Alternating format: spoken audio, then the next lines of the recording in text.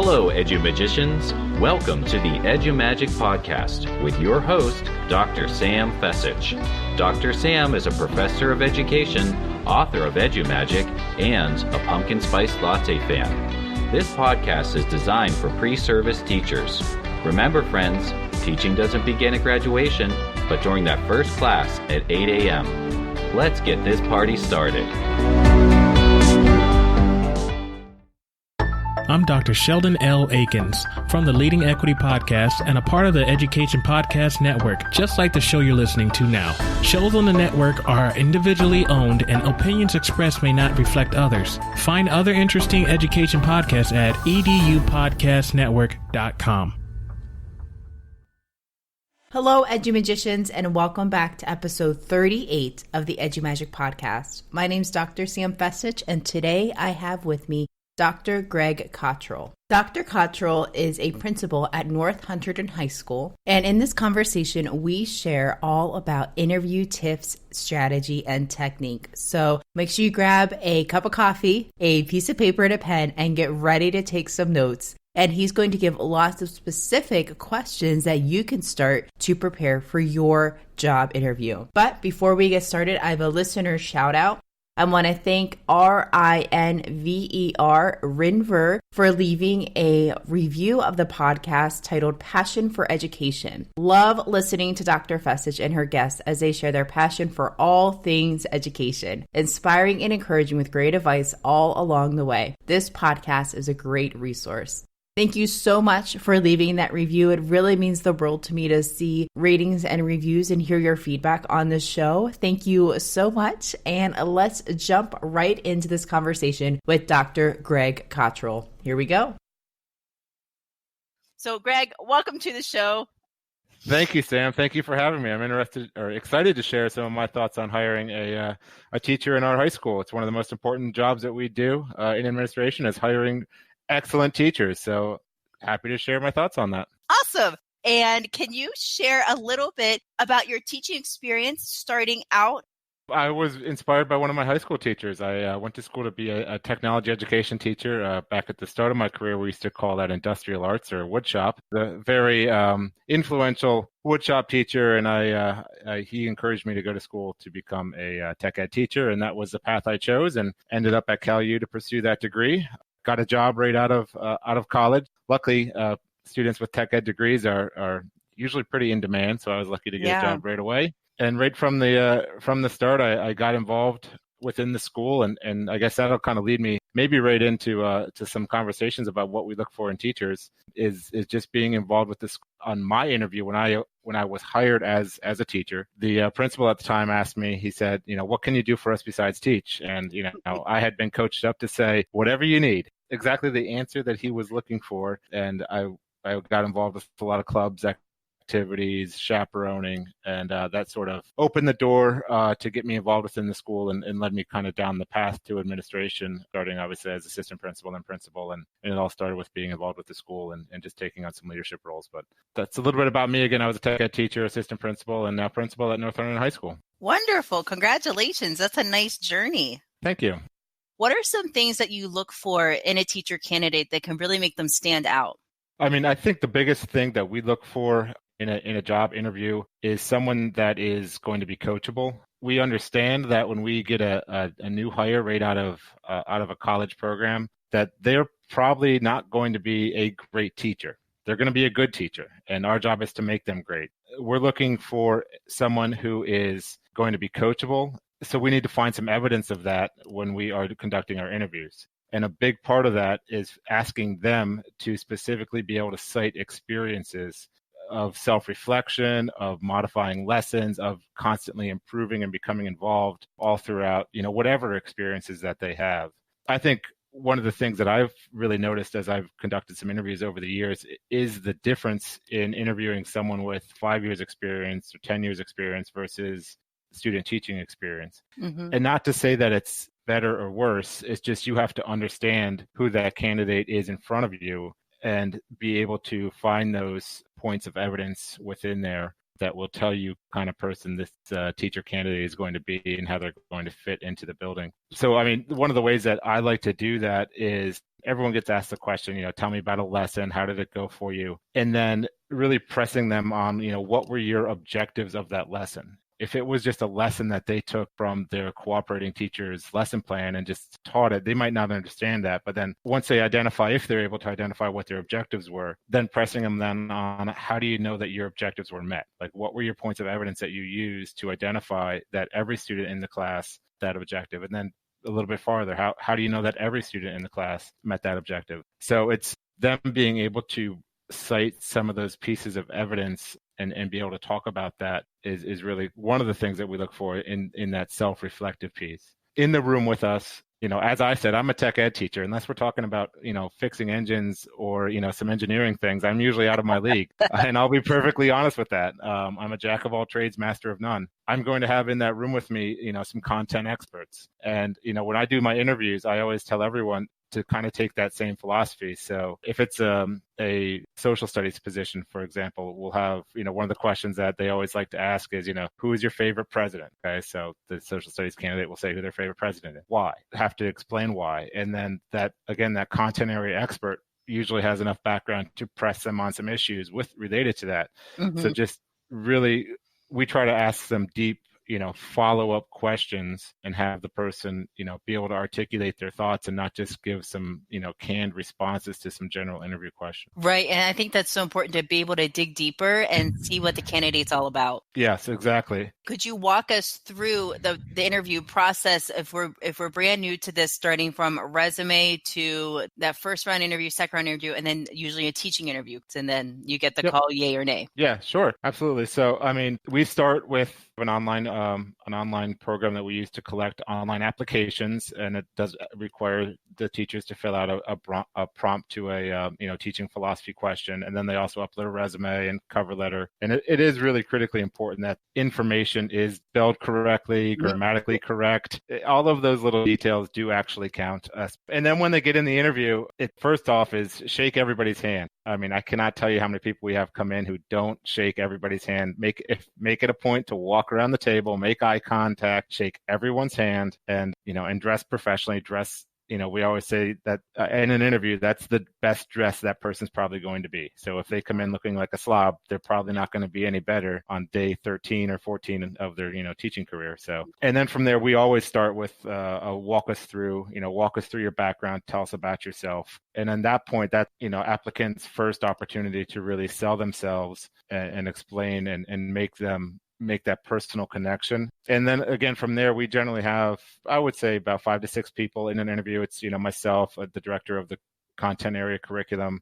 We always have a special ed or guidance person with us, and then a teacher in that content area. And again, they all have some of the same philosophies like I talked about before of, I want them to ask the question, a clear question, and then don't be afraid to ask those follow-up questions. Just a couple of examples of, some ones that we like to use. And if anyone's going to go for an interview at North Hunterdon High School, now you're going to hear all of our all of our secrets. But one of the ones that I like to ask is, what's the difference between an IEP and 504? You would be really surprised how many teachers struggle with identifying the difference between an IEP and a 504. And then when I press them a little bit harder on that of, okay, so you're going to make accommodations in the classroom. Why is that okay?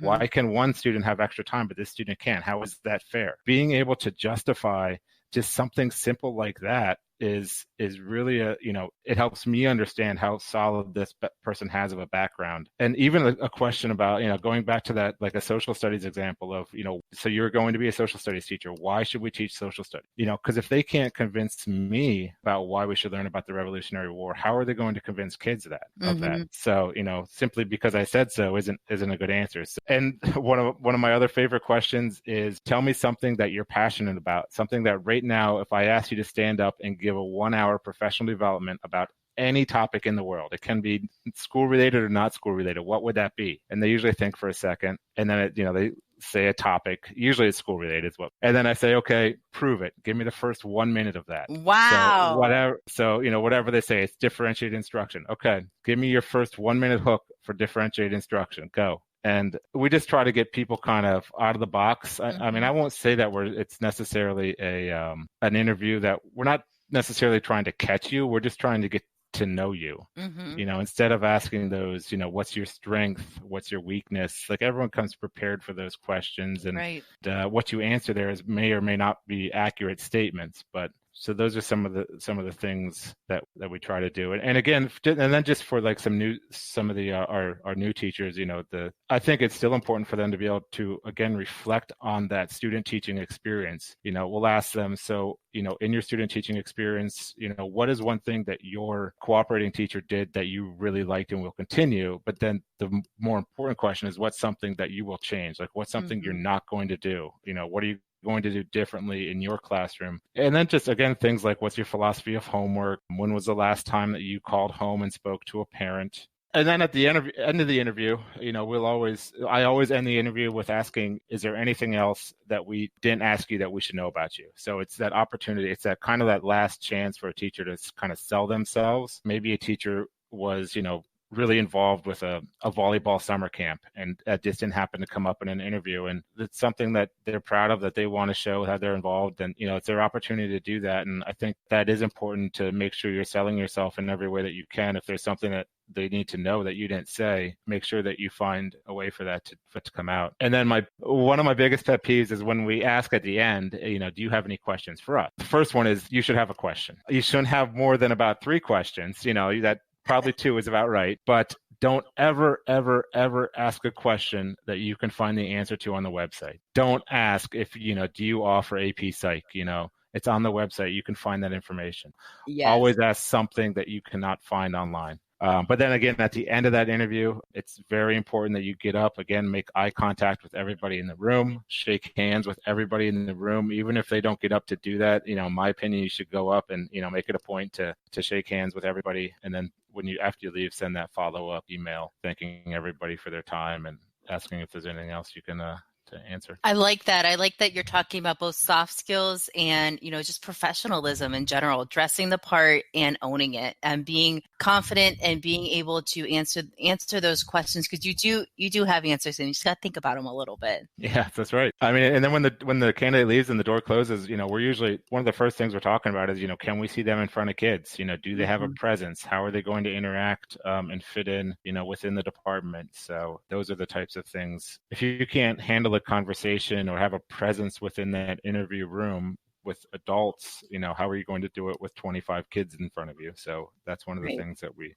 talk about a lot too. When they're going in for that 3rd round interview, that live teaching, what are some ways that they can stand out from other candidates that are also in that 3rd round interview? Absolutely. They should be dynamic. They need to take risks, and I can think of a few different examples throughout my hiring experiences where we definitely chose the teacher who tried an activity. Maybe there was a few hiccups within the activity. Just again, they're not going to know the kids, but we chose that person who chose to do something, again, more dynamic. The kids were more engaged, even if maybe they lost a few along the way. It was something that was well designed, well thought out, met the standards, still had the objectives, but was more creative than a teacher who's just doing the chalk and talk in front of the class. So absolutely, that one is difficult. Hopefully, we usually tell our candidates who the teacher is that they're going in for, and we'll put the teacher candidate in contact with the classroom teacher, so they can get a clear background about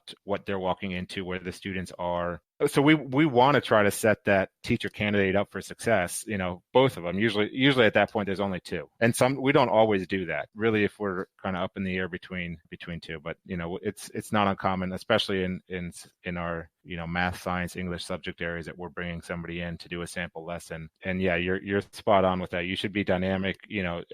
You got to introduce yourself. You got to make sure that you very quickly establish that rapport with the kids and let them know also that you know what you're talking about, and then do something that is, somewhat fun and that has the students moving, but you're still in control. So it depends on the lesson. Thank you. Thank you so much for that. What's one piece of advice that you have for future teachers that aren't on the job hunt? They're still in their college career. Maybe they're freshmen, sophomores. They just are starting to begin their teaching journey. I would say to get every experience that you can. it's from day one, whether it's being involved with the different student organizations, the teaching student organizations, when you get the opportunity to do your field experience, to really just dive in and own it. Because like I said in our interviews, we really want to see examples of things that you have done, that you have reflected on, even when you're doing your projects for, maybe your sophomore or junior year. And those times when you have the opportunity to design lessons and things that maybe you aren't delivering to students, but, just to your classmates, and just really be fully engaged and get all the experiences that you can, talk about them. I think that preparation that you're getting in your college is extremely important. And I would just tell all the students, just dive in feet first and be engaged. It's only going to help you in the long run. And then just kind of to build on that a little bit, specifically in the high school, and I know they do in the middle schools and elementaries as well, but we are also really looking for people that can contribute outside of the classroom as well. We have so much, with sports and activities, whether it's even class advisors, student council advisors, drama, theater. We have so many different activities. We almost expect every teacher to be involved with something. Getting some experiences that you can talk about so that you can show how you would like to become involved with the school. If you're involved with your college, or you're involved with volunteering again at that basketball camp in the summer, that tells me that you're probably actually going to be involved with school out, our high school, not just saying that you want to coach basketball so you can get the job. So all of those things, I think, help build a resume. I absolutely agree. I love how you added in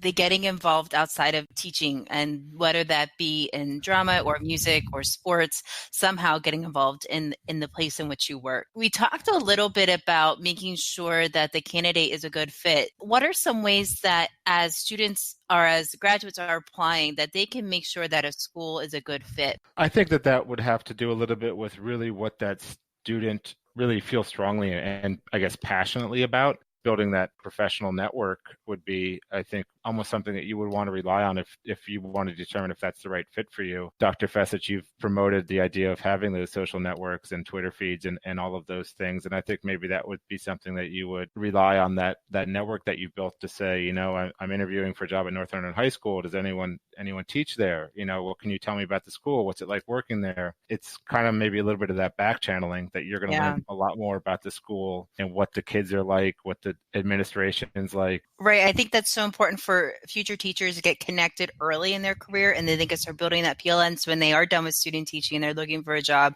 they're not scrambling to make those connections. They've already built them, and other people know of them online and know the quality of stuff that they're able to do. And I think that's such an incredible thing that they can bring to a district. And I mean, I guess one of the things you could ask in an interview is a little bit about the teacher's day. I think that might tell you a little bit about, how much prep time do they schedule prep time, within departments. Those are just sort of operational things. I would encourage everyone to use their own networks and talk to people and learn what they can. Right. Thank you so much. So as we finish up our conversation today, Dr. Cottrell, can you share a little bit about how my listeners can find you and connect with you? So it's N as in North, H as in Hunterdon, Principal. And that is my North Hunterdon Principal page. If any of your candidates have any specific questions, I would be glad to answer them or give them some of our sample questions. Just circling back to the previous question, one other thing that I thought about is for those who are kind of in the job hunt and maybe haven't found the job right out of college is to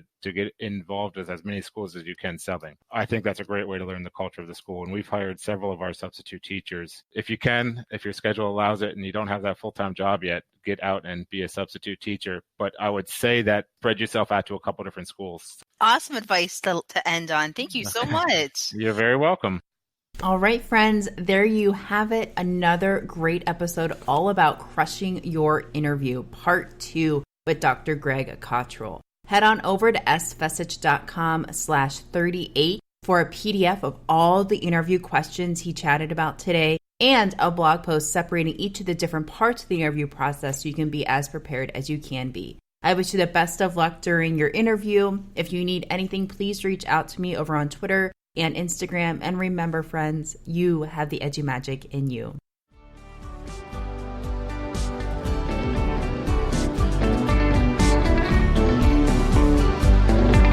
And there you have it, Edu Magicians. If you enjoyed this episode, please subscribe and share it with your friends. For more Edu Magic, check out sfessich.com And follow Dr. Sam on Twitter and Instagram @SFessage. Until next time, you have the EduMagic within you.